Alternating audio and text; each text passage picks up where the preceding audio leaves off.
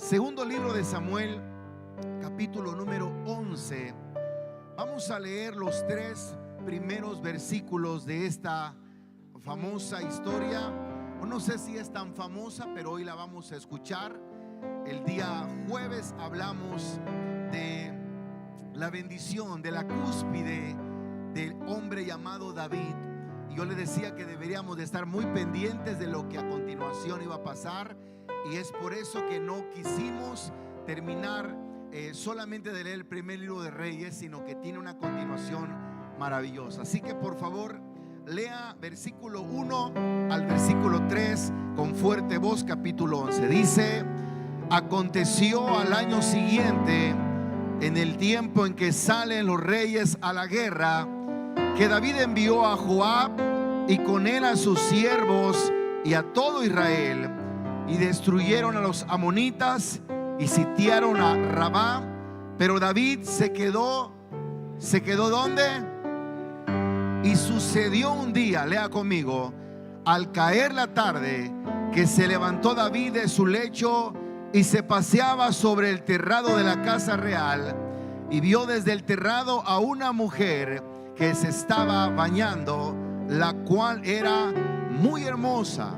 Envió David a preguntar por aquella mujer, y le dijeron: aquella es Betsabé, hija de Eliam, mujer de Urías Eteo. Repitamos el versículo número 3 fuerte. Dice: envió David a preguntar, y le dijeron: aquella es Betsabé, hija de Eliam, mujer de Urías Eteo. Hoy vamos a ver un tema que le hemos puesto: el declive del rey. ¿Puede decir conmigo el declive del rey? Dale la mano a la persona que está a un lado, dile: hoy vamos a ver acerca del declive, del momento en el que todo se desborona en la vida del rey David. Vamos a orar así como estamos. Padre nuestro que estás en los cielos, gracias por esta mañana, gracias por este tiempo de alabanza y de adoración. Pero ahora disponemos nuestro corazón para escuchar tu palabra que es bendita, tu palabra que es el alimento para nuestra alma, y de la cual estamos anhelando el que tú nos hables, que tú, Señor, permitas que podamos entrar en razón si lo necesitamos, que usted permita que podamos afianzar nuestra vida si también lo necesitamos, Señor. Creo que esta palabra, Señor, como todo lo que está escrito en la Biblia, son palabras que se escribieron para nuestro tiempo, para motivarnos, para inspirarnos, para alentarnos, para alertarnos, Señor. Y esta mañana creo que será una mañana excepcional en tu presencia. Gracias en el nombre de Jesús. Amén y amén. Muy bien, ¿puede ocupar su lugar en esta hora? ¿Alguien sabe cuál es el título que vamos a ver hoy, mis hermanos? El tema que vamos a ver, ¿cómo se llama? El declive del rey. El día jueves vimos el momento cúspide en la vida de este hombre llamado David. Si usted se da cuenta y es alguien que es observador a lo que leemos, se va a dar cuenta que en las líneas que leímos hay muchas cosas muy importantes, muy interesantes. Si las leemos tranquilamente, pausadamente, las podemos ir viendo, saboreando, como quien come el manjar que más le guste en su casa. Hay algunos que comemos muy rápido, lo cual nos dicen que es malo, ¿verdad?, para nuestra digestión. Hablando físicamente, dicen que el comer rápido es malo, y yo lo creo porque no hace digestión nuestro cuerpo. Sin embargo, hay gente que come, y cuando come disfruta todo, le pone salsa, le pone esto, y son de esas personas que cuando uno las ve comer te da hambre de verlas comer. No sé si le ha pasado a usted a veces, ¿verdad? Bueno, hablando espiritualmente, también la Biblia la podemos leer rápido y estamos leyendo, pero cuando la leemos pausadamente, entendiendo lo que Dios nos está diciendo, preguntándonos por qué pasan algunas cosas, analizando, nos vamos a dar cuenta de algunas cosas que nos pueden ayudar en nuestra vida. Me quedé muy preocupado. Yo ya estaba listo para entrar, digámoslo así, a otra serie cuando estaba terminando el libro de Samuel. Sin embargo, el libro de Samuel, primer libro de Samuel, termina con la muerte de Saúl.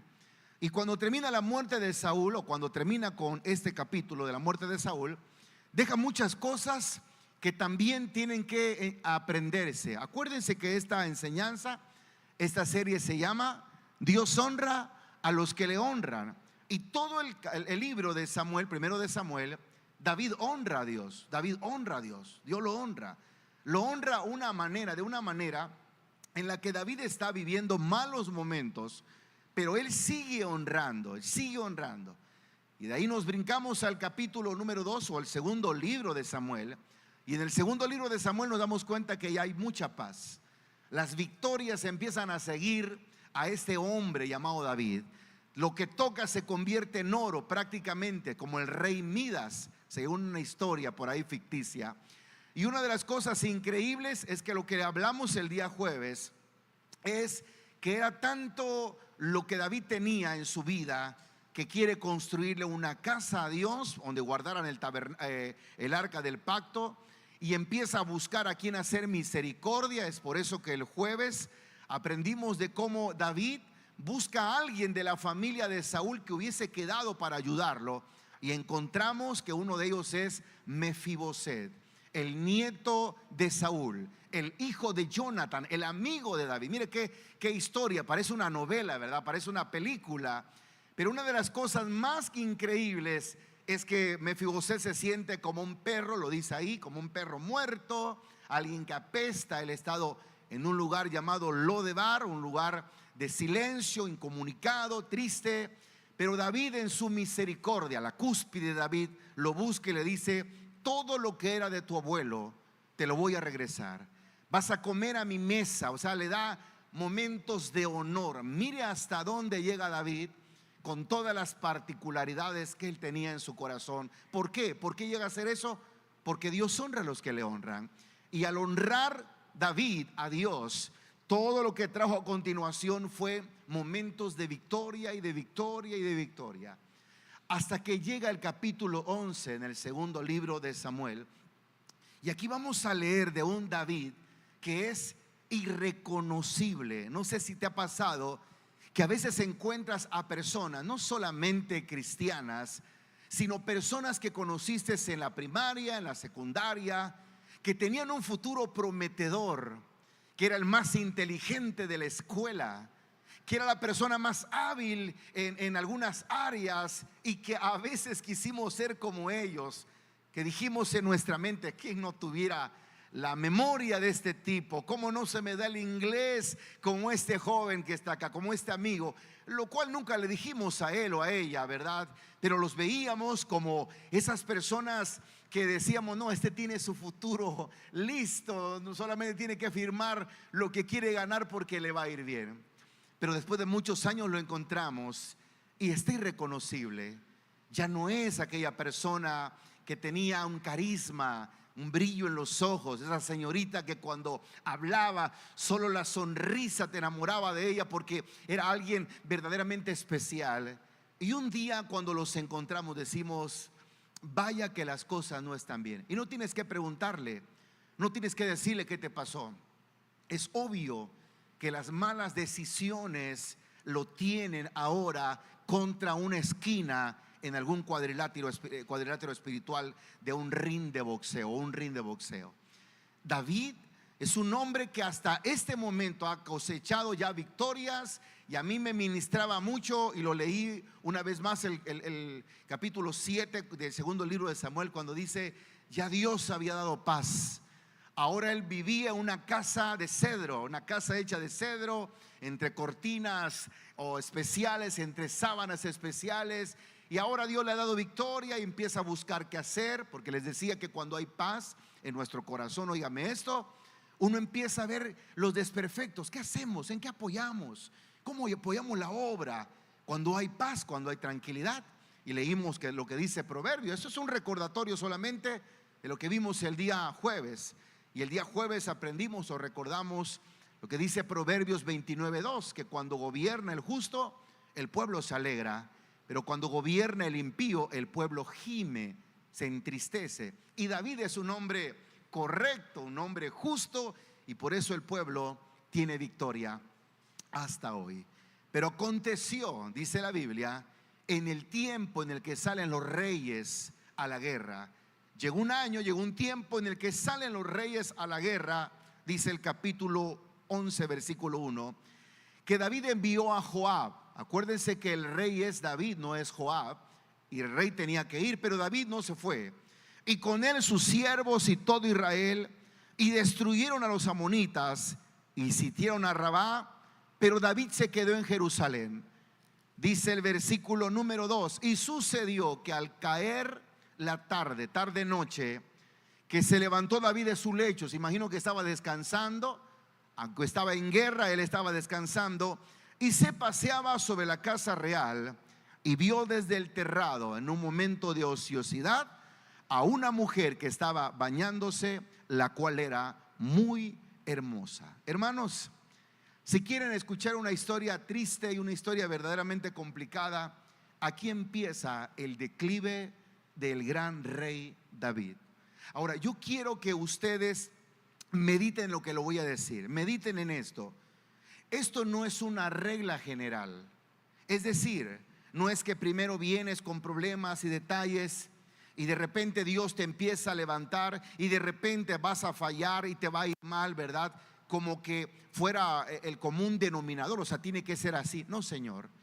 Yo sé que en algún momento aquí hay personas que han visto a líderes, a pastores, a servidores, a evangelistas, a gente de renombre venirse abajo, desplomarse. Y a veces uno se pregunta, ¿no será que así funciona? Uno viene de repente sin Dios a la iglesia, todo acabado, y luego de repente parece que Dios te levanta. Y después de que Dios te levanta, como que te deja caer. No, Señor, esto no es una regla. Esto pasa en el momento en el que uno se descuida. ¿Se da cuenta acá? El rey dice, ya no tengo que ir. El estratega era David. No solamente era un estratega, era un comandante, era el general, era el rey ante el cual el chasquido de dedos hacía que las tropas avanzaran o se detuvieran. Pero llega un momento en el que dice el rey, ya no tengo que salir, ya hay paz. Ve tú, Joab, y le vas a pegar una revolcada a ese grupo que ni yo mismo se lo puedo dar. Y David se confía y deja de ir a las guerras que él tenía que ir. Mire, punto número 1.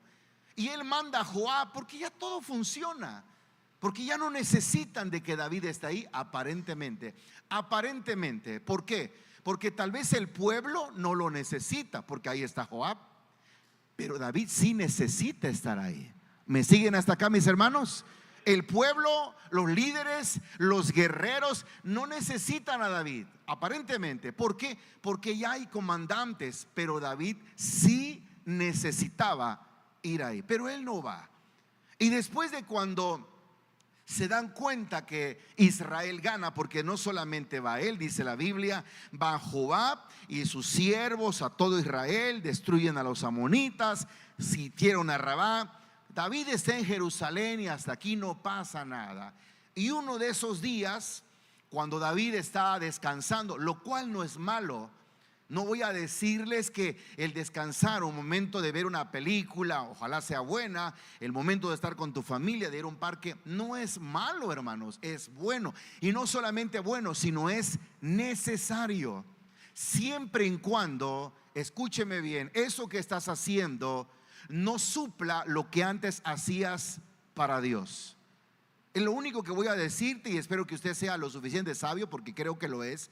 No que me diga, a ver, pero explíqueme si yo no, yo creo que usted es entendido de lo que estoy diciendo. Si algo suple lo que hacías para Dios, no va a ser bendición, no va a ser algo que va a sumarte, al contrario, va a ser algo que va a restarte. Si no, presta atención, por favor.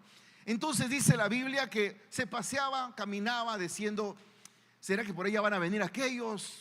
Estoy esperando los de la guerra, hizo algunos números, pero de repente vio entre las casas, él es el rey, está en un palacio, me imagino un lugar alto, donde él podía divisar muchas cosas, él es el rey, acuérdense de eso, y sin querer, no andaba buscando la manera, vio que se bañaba una mujer, vio que estaba una mujer hermosa, dice la Biblia, lo reitera así, Y palabras más, palabras menos, dice a la persona que está atendiéndolo, dice que envió a preguntar por aquella mujer. Note esto, hermano. Él empezó a hacer cambios en su vida. Él empezó a hacer cosas que no debería de hacer. Él empezó a tomar cosas o hacer cosas que no eran correctas. Lo que te voy a leer ahorita está muy resumido. 1 o 2 versículos te resume muchas cosas que pasan en un instante. Dice el versículo: envió mensajeros, la tomó, vino a él, durmió con ella y luego se purificó de su inmundicia y se volvió a su casa. David, en el versículo que leímos, cuando manda a preguntar por ella, le dicen: es mujer de Urías Eteo. Urías es uno de los guerreros de David. Urías es un hombre importante también dentro de la guerra, pero también es importante en el corazón de esta mujer llamada Betsabé. Y es interesante darnos cuenta de cómo David no le interesa nada. Y en un versículo solamente dice: envió David mensajeros, la tomó, vino a él, durmió con ella, luego se purificó de su inmundicia y se volvió a su casa. ¿Se da cuenta cuántas cosas pasan en un solo versículo?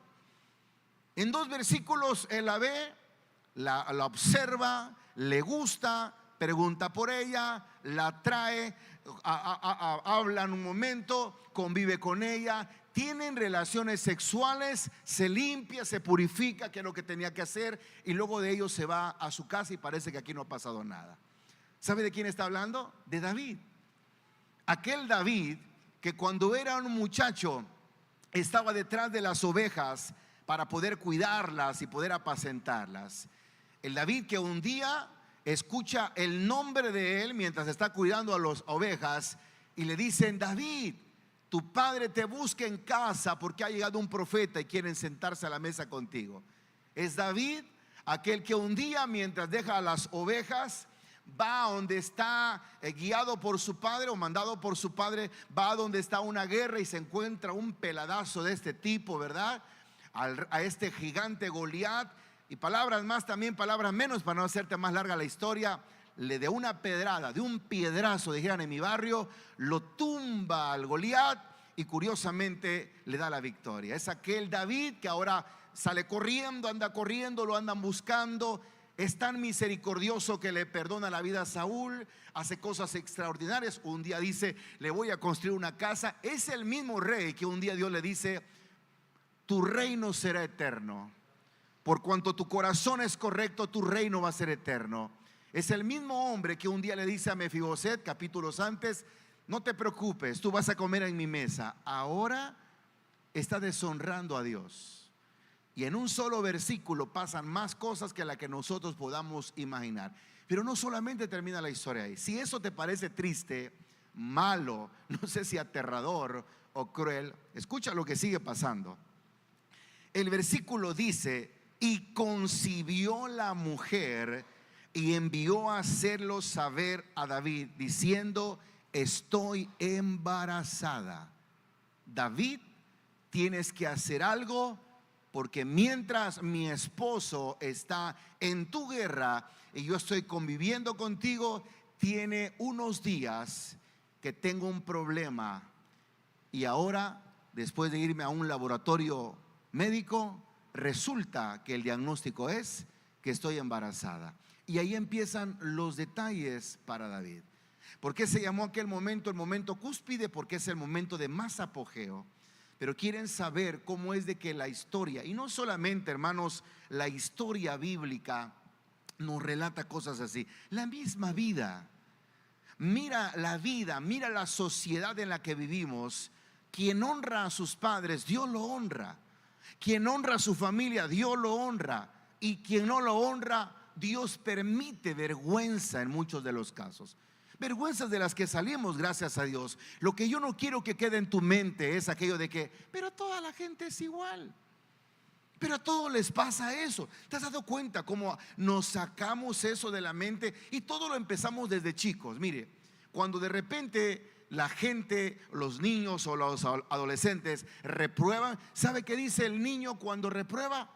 mamá, reprobé, papá, reprobé. Pero de repente, ¿cómo vas a reprobar? ¿Sabes qué, Señor? Pero todos reprobamos, todos como 5, Juanito, Pepito, Luisito, todos reprobamos. O sea, es burro igual que yo también, todos reprobamos. Lejos de que uno diga, quiero ser diferente. Y muchas veces nosotros decimos, bueno, pero todos reprobaron. El negocio no va bien y decimos, pero todos los negocios están bajos, todo está mal. Dando a entender como todo está mal, yo también puedo estar mal. O sea, yo me voy a tranquilizar en esa área.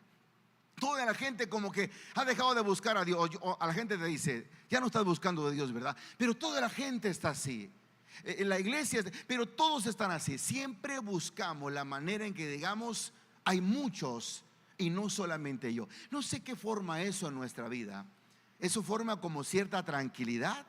Algunos dicen, no, pero no solamente soy yo el que ya no le echo ganas. Hay un montón de gente. ¿Eso te trae paz a tu corazón?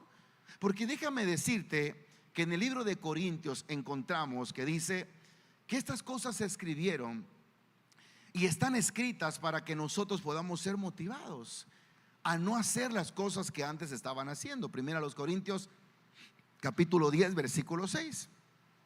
Primera a los Corintios capítulo 10 versículo 6 dice, mas estas cosas, ¿de qué cosas habla? Bueno, habla de problemas que pasó el pueblo de Israel. Si tiene el tiempo para leer este capítulo en casa, hágalo, está muy lindo. Habla de la amonestación contra la idolatría y empiezan a decir cosas de la época de Moisés. Y dice el 6, pero estas cosas sucedieron como ejemplo para nosotros, para que no codiciemos cosas malas como ellos codiciaron, ni seáis idólatras como algunos de ellos, según está escrito. Se sentó el pueblo a comer y a beber y se levantó a jugar. ¿Qué dice el 8 y el 9 fuertemente? Dice, ni forniquemos como algunos de ellos fornicaron y cayeron en un día. ¿Cuántos, hermanos? 23,000. Ni tentemos al Señor como también algunos lo tentaron y perecieron por las serpientes. 10. Ni murmuréis como algunos de ellos murmuraron y perecieron por el destructor. El 11 y 12. Y estas cosas acontecieron como ejemplo y están escritas para amonestarnos a nosotros, a quienes han alcanzado los fines de los siglos. ¿Por qué cree que cuando oramos por la palabra decimos, Señor, que esta palabra encuentre lugar, que esta palabra encuentre cabida en nuestro corazón? Porque esta palabra, o sea, lo que se escribió, está escrito para amonestarnos, para prevernos, para prevenirnos. ¿Qué significa amonestar? ¿Sabe qué es amonestación, verdad? Cuando el árbitro le saca la tarjeta amarilla al jugador que le entró con todo, ¿verdad?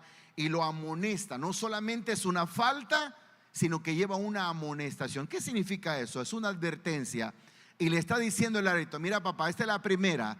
Si te muestro otra igualita a esta que es amarilla, te vas. Dijeron de mi pueblo, te vas para afuera. Entonces cuando el árbitro dice, te vengo a amonestar porque algo está pasando, significa, si acumulas una más, estás en problemas. Ahora, cuando nosotros venimos a la iglesia y escuchamos la palabra y recibimos esta palabra y algo en algún momento amonesta nuestra vida, nos advierte, ¿qué es lo que significa amonestar? Nos previene, nos reprende. Tenga cuidado. No sé que de tanto escucharla y escucharla, de repente diga, que no puede predicar otro. Por ahí mejor el hermano Mao, hermano Sergio, ya vimos que predica, el hermano Clemente, la pastora.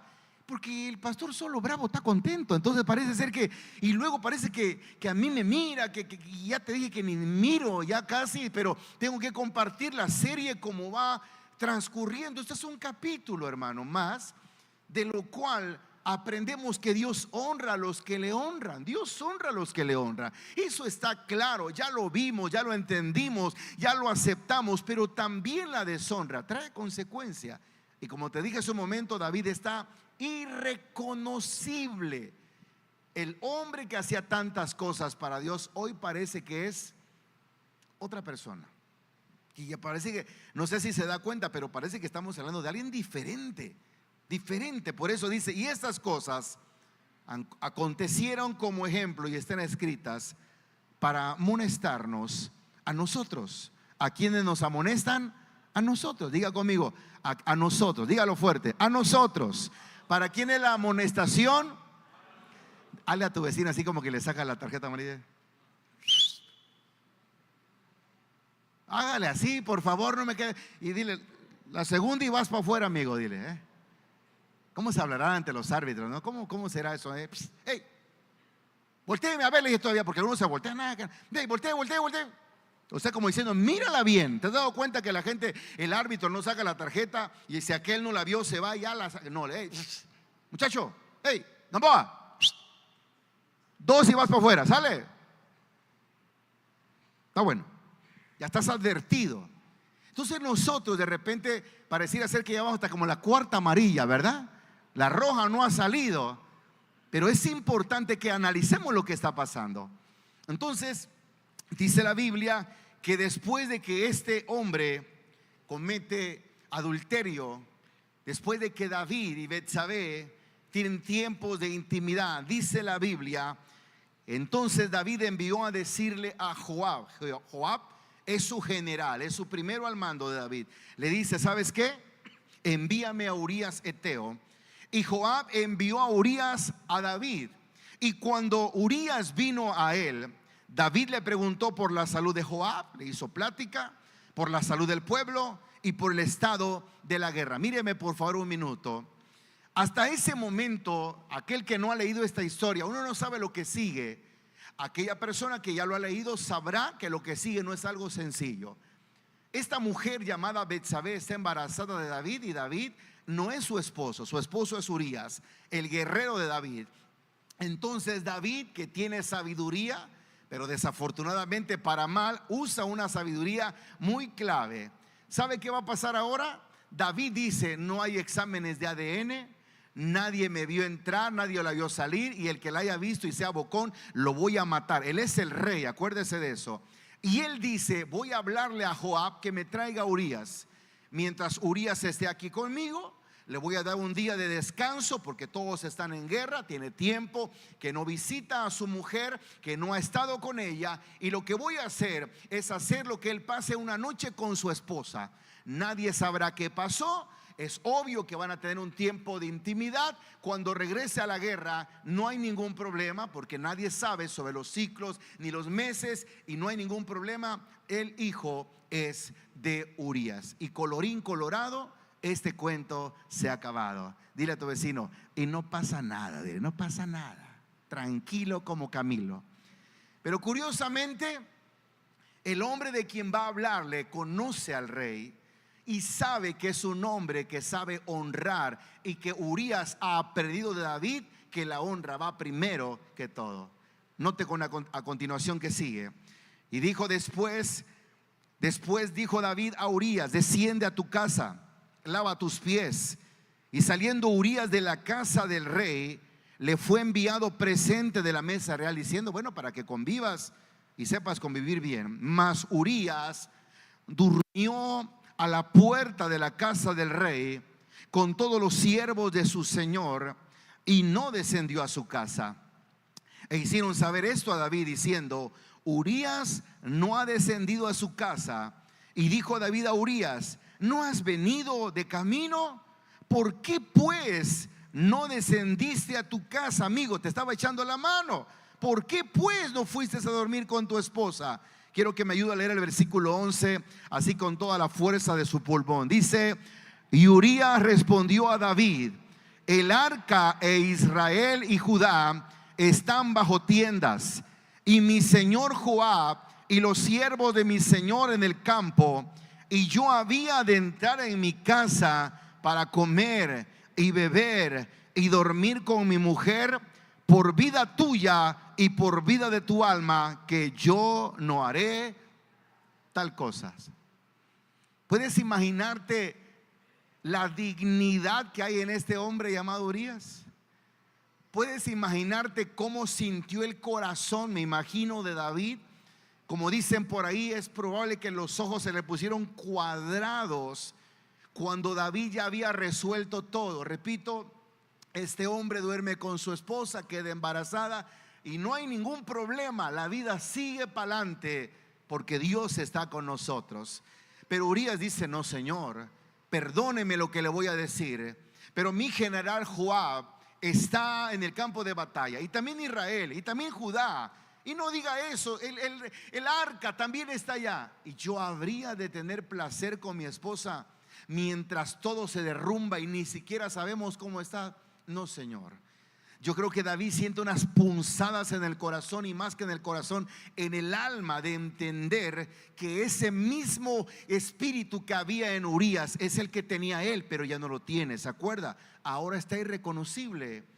Ahora ya no es el mismo. Ahora la pregunta es: ¿y será que eso le puede pasar a alguien? A todos.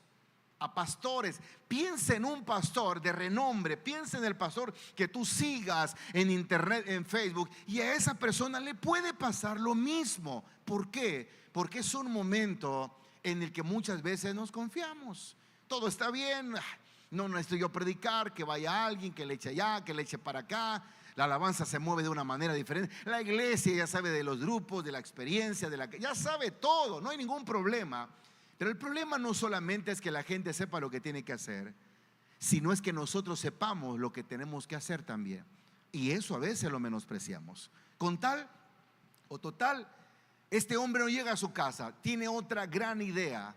David ahora emborracha a este hombre llamado Urías para que haga lo que tiene que hacer. Si quiere seguir leyendo conmigo, dice: y David dijo a Urías: quédate aquí hoy y mañana te despacharé. Y se quedó Urías en Jerusalén aquel día y al siguiente, y David lo convidó a comer y a beber con él hasta embriagarlo. Y él salió a la tarde a dormir en su cama con los siervos de su señor. No fue a su casa, mas no descendió a su casa. Venida la mañana, escribió David a Joab una carta, la cual envió por mano de Urías. Y escribió en la carta diciendo: poned a Urías al frente en lo más recio de la batalla, y retiraos de él para que sea herido y muera. Así fue que cuando Joab sitió la ciudad, puso a Urías en un lugar donde sabía que estaban los hombres más valientes. Saliendo luego los de la ciudad, pelearon contra Joab, y cayeron algunos del ejército de los siervos de David, y murió también Urías Eteo. Ahora, no solamente se ha convertido en un desalmado por meterse con la mujer que no era suya, por tratar de hacer fechorías en su mente, sino también se convierte en el autor intelectual de un homicidio. ¿Puedes imaginarte el corazón o la cara que tuvo David para decirle: ¿sabes qué? Llévale esta carta, no pudiste ir a dormir con la esposa, no te preocupes, llévale esta carta por favor a Joab. Es una carta importante, procuro que nadie lo lea. La honra que tenía este hombre es increíble. Y decía: no se preocupe. Yo me imagino que agarra ese rollo y va corriendo rápido a ver al general Joab, sin saber que en esa carta lo que lleva es su sentencia de muerte. Porque en esa carta decía, tal cual leímos ahorita: ¿sabes qué? Ponlo en lo más recio de la guerra. Retírense todos, porque este hombre tiene que morir. ¿Y cuál había sido su pecado? Ninguno. El pecado lo había cometido él. Pero hasta este momento David está cerrado de la mente, cerrado del corazón y cerrado del alma. Lo más increíble es saber que ahora muere este hombre llamado Urías, y a David se le hace fácil decir: bueno, vénganos tu reino. Ahora esta muchacha está soltera y no pasa nada, yo me puedo casar con quien sea. Y llama a esta mujer llamada Betsabé para dormir con ella, y que ahora es su esposa. Y todo pasa como con tranquilidad, dijera por ahí, no pasa nada. Y las cosas empiezan a ponerse todavía más complicadas. Y de ahí aquella historia, mis hermanos, cuando Natán visita al rey David para comentarle que en su reino se ha cometido un grande ilícito. Quiero leer para ustedes mientras voy terminando el capítulo 11, pero quiero leer el versículo 18. Yo quiero que vaya buscando en su vista, o que vaya leyendo con su vista. Dice: entonces envió Joab e hizo saber a David todos los asuntos de la guerra, y mandó al mensajero diciendo: cuando acabes de contarle al rey todos los asuntos de la guerra, y si el rey comenzara a enojarse, y te dijere: ¿por qué os acercáis demasiado a la ciudad para combatir? ¿No sabíais lo que suelen arrojar desde el muro? ¿Quién hirió a Ahimelech, hijo de Jerobal? ¿No echó una mujer del muro en pedazos, un pedazo de una rueda de molino y murió en Tebes? ¿Por qué os acercáis tanto al muro? Entonces tú le dirás: también tu siervo Urías Ateo ha muerto.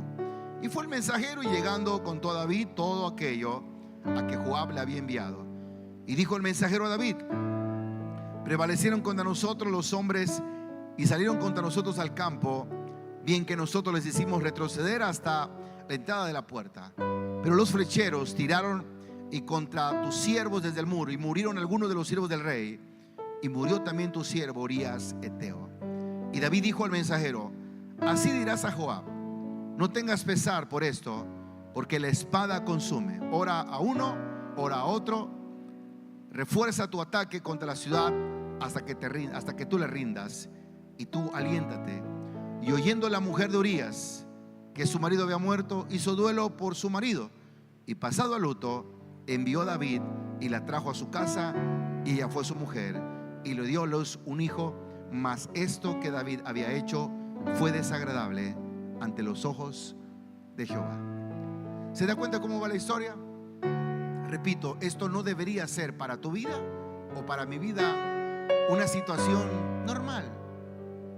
Fíjate que hay personas que a veces han expresado estas palabras: pero si fulano falló, pero si merengano, que era el dedo chiquito del pastor Josué, pero si vimos hermano, no te preocupes quién falla. Y aunque como humanos uno siente desánimo cuando tú lees, cuando tú sabes que alguien que era tan especial para Dios falla, no te comas esa mentira del diablo. Algunos dicen: pero si a él le pasó, ¿cuánto más a mí? No, es que es diferente.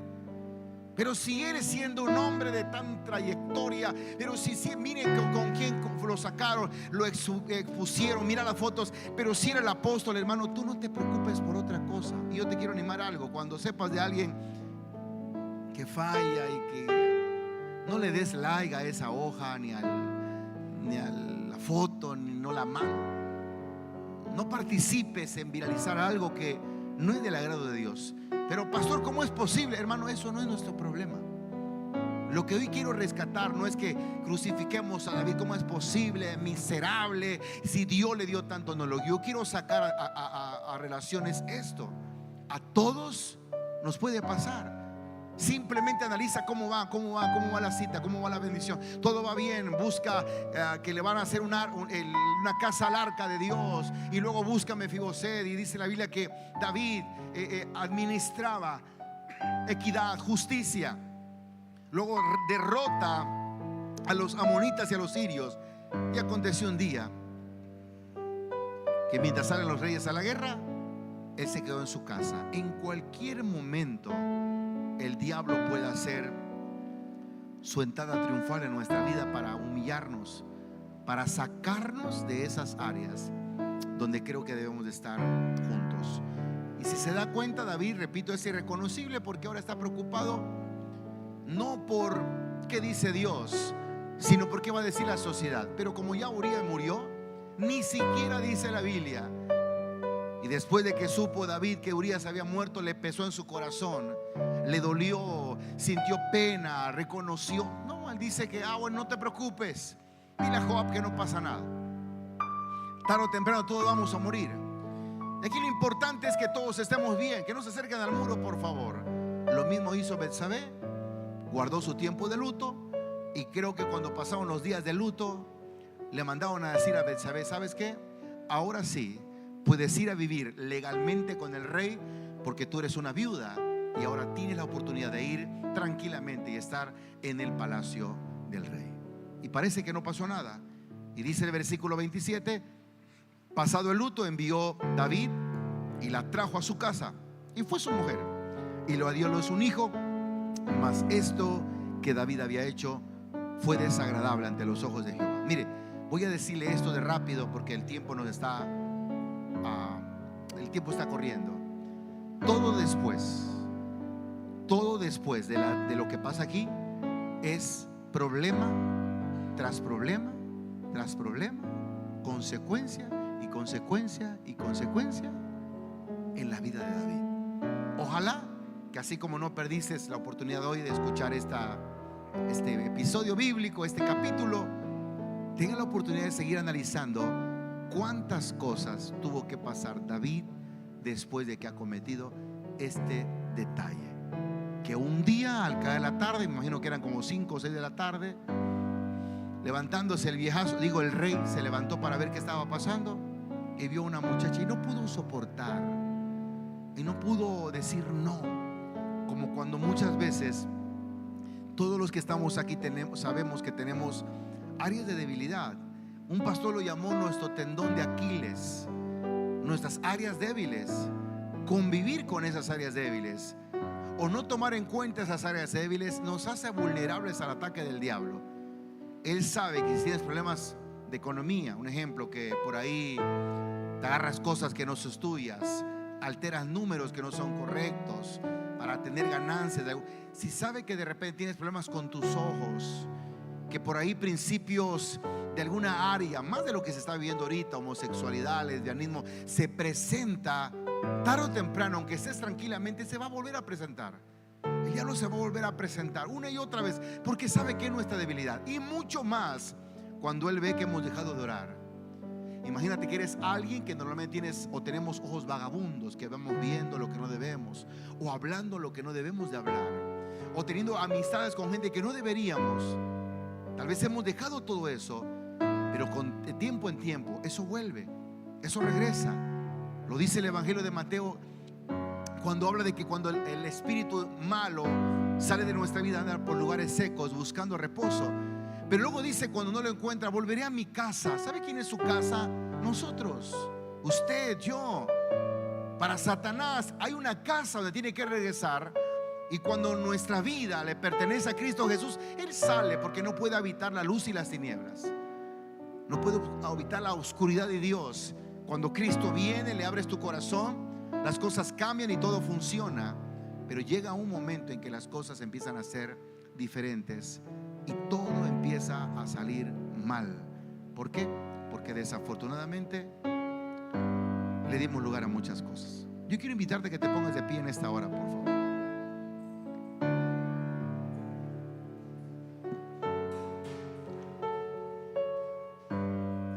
Yo quiero que así como está, tomamos un tiempo para orar y para decir a Dios: Señor, ayúdanos a que no tengamos esos declives, esas caídas, esos momentos, Señor. Hermano, aquí en China el pecado sigue siendo pecado. Escúchame bien esto.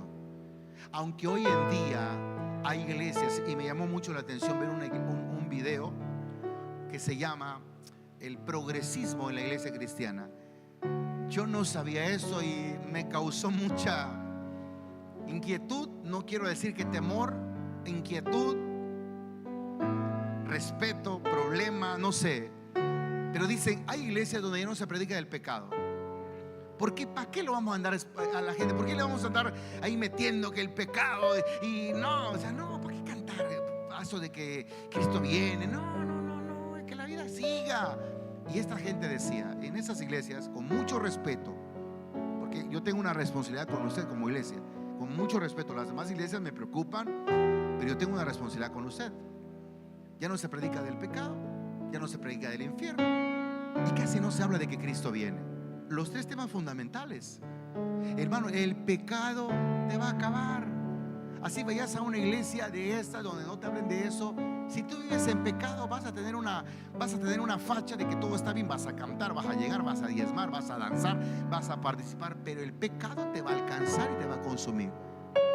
Ojalá que esta palabra te haya dejado un poco picado. ¿Y qué seguirá después? Ojalá lo puedas llegar a leer a tu casa, o la siguiente reunión que tengamos puedas decir, bueno, ¿y qué sigue? Lo que sigue es atroz. Si supiste o creíste que acá está mal todo, lo que sigue es más complicado. Y es algo que de lo cual está escrito para que no venga a nuestra vida. Pero no te olvides, te cambiarás de iglesia, te vayas a una iglesia más light, más bonita, más requecontra bonita, que tienen esto, que tienen aquello. Está bien, solo no te olvides que lo que dice la Biblia es la verdad.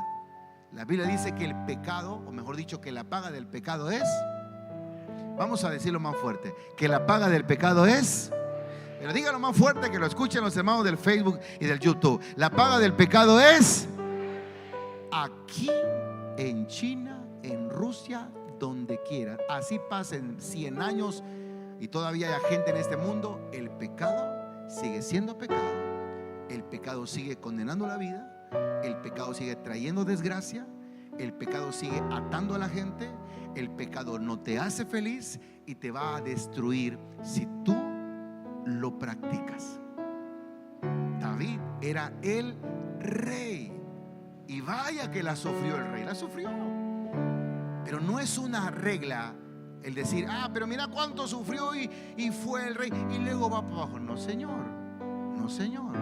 Porque la Biblia dice que la senda del justo es como la luz de la aurora, que va en aumento hasta que el día es perfecto. Así es la luz de la aurora, así debería ser la vida del creyente.